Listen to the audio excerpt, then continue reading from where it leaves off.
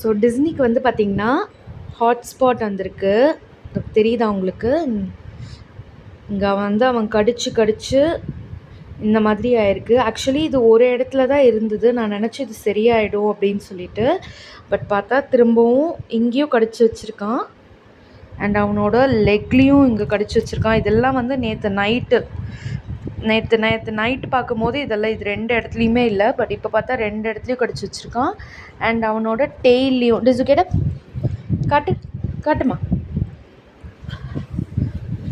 காட்டுங்க. வெயிட், இங்கே வா நான் மாமி பார்க்குறேன். வா இங்கே வா. சரி, ஓகே வா. இங்கே பாருங்கள், இங்கே டெய்லையும் வந்து காட்ட மாட்டான். ஸோ டெய்லையும் வந்து கடிச்சு வச்சுருக்கான்.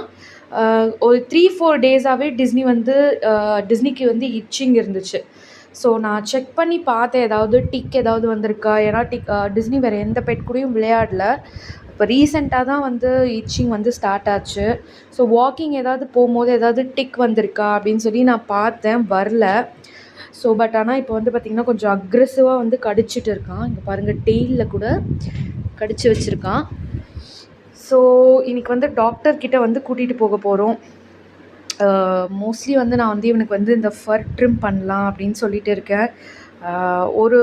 யூஸ்வலாகவே இயர்லி வந்து ஒன்ஸ் ஆர் ட்வைஸ் நான் வந்து ட்ரிம் பண்ணிவிடுவேன். ஏன்னா கொஞ்சம் மெயின்டைன் பண்ணுறதுக்கும் எனக்கு வந்து ஈஸியாக இருக்கும்.